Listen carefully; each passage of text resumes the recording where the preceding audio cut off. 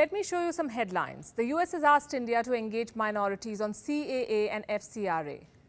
The US is introducing a bill to probe whether Myanmar's attacks on Rohingyas constitute genocide. The US says Pakistan's attacks on minorities are hampering religious freedom. The US criticizes Turkey for restricting the rights of minority groups. The US calls out Beijing for suppressing Christians, Uyghur Muslims and Tibetan Buddhists. The US tags Russia as a country of particular concern. There are also Vietnam, Eritrea, Iran, Nigeria, North Korea, Pakistan, Saudi Arabia, Tajikistan and Turkmenistan, all countries of particular concern. And this happens every year. A quasi-judicial body called the USCIRF, or the US Commission on International Religious Freedom, publishes an unwarranted report, binds it with a claim of independently assessing and unflinchingly confronting threats to fundamental rights. It lampoons countries, schools them on equality, and speaks not a word on fundamental rights in America.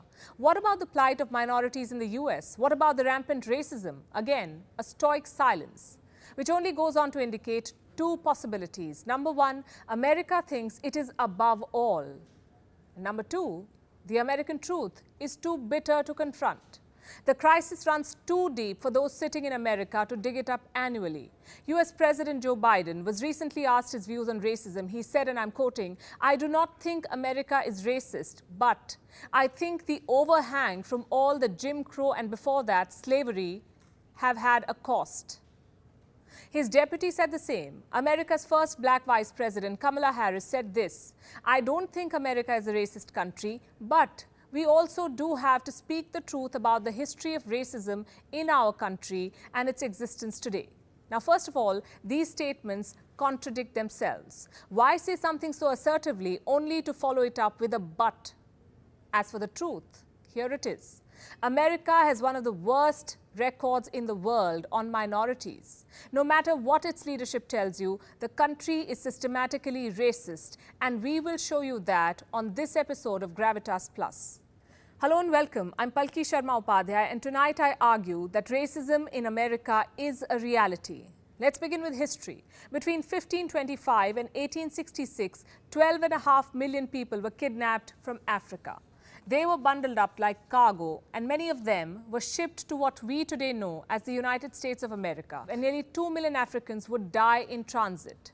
For the 10.7 million who survived this transatlantic slave trade, life would become a living hell.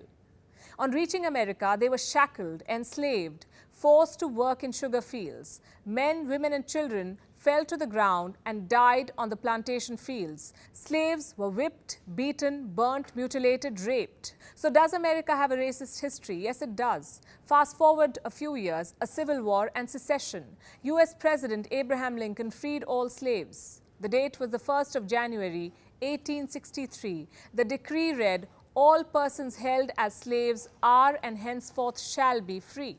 2 years later, on June 19, 1865, Union General Gordon Granger told the slaves of Galveston, Texas, that they were officially free. The day is now known as Juneteenth. The National Museum of African American History and Culture calls it America's Second Independence Day. The United States celebrates Juneteenth every year. But what exactly do they celebrate? There is racism in policing. Black people make up 13% of America's population, but they account for 28% of those killed by police in 2020. There is racism in the criminal justice system. 1 in every 10 black men in his 30s is in jail on any given day. Youth of color make 2/3 of the youth detained. There's still housing discrimination.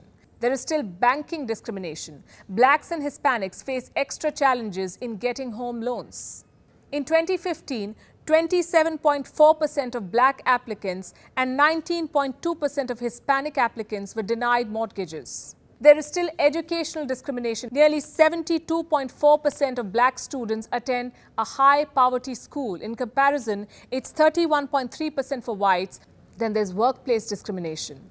A black graduate is more likely to be unemployed. But there are certain jobs where people of color are overrepresented, the lowest paying ones, like food servers, porters, barbers, tailors, dry cleaning workers, concierges, chauffeurs, agricultural workers. In 2018, an average black worker earned just 62% of an average white worker.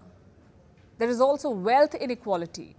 African Americans own just 1/10 the wealth of white Americans. There is health disparity. In 2017, 10.6% of African Americans were uninsured. Why do 11 in every 1,000 babies born to black Americans die when the national average is 5.8?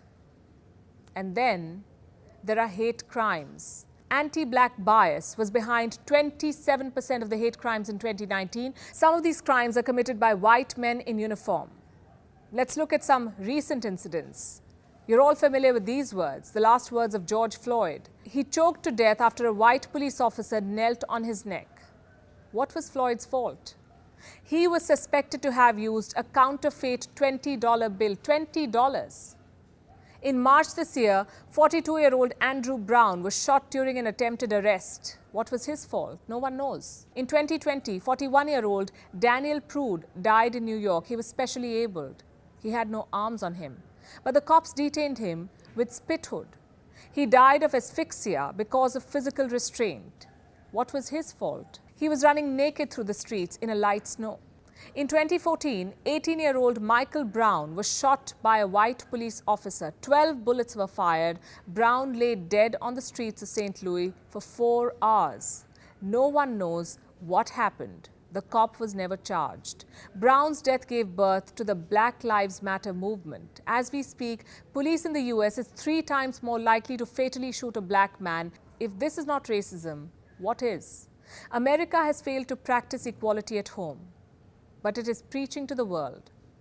Now we come to the question, why is America so racist? Number one, it has legacy. And number two, the legacy has now become political.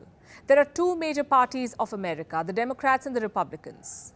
African Americans mostly vote for the Democrats, the whites for the Republicans. Barack Obama was the first black man in the White House. His election was seen by many as a national atonement for the sin of slavery. But race also became one of Obama's biggest failures. Under his administration, the percentage of Americans who believed racism was on the rise doubled. Incidents of racism rose too.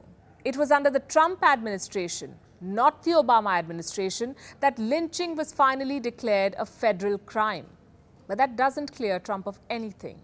He played the white supremacy card, whipped up nationalism, made Proud Boys prouder, and sent troops to fight the Black Lives Matter movement. Joe Biden promised to heal the nation, but few months in office, and he says America is not even racist.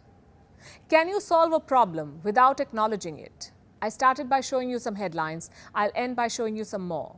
Cases of mental health are rising in the US because of racism against Asian Americans.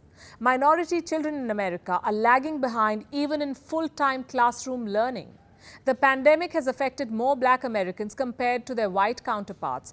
Domestic extremism has become mainstream and could threaten American life for 20 years. Half of all US minority-owned small businesses could not afford rent in April. The United States of America is among the 10 worst countries for racial equality. And yet the US thinks it has the moral high ground to school others on minority affairs. It has none. And with that, I rest my case.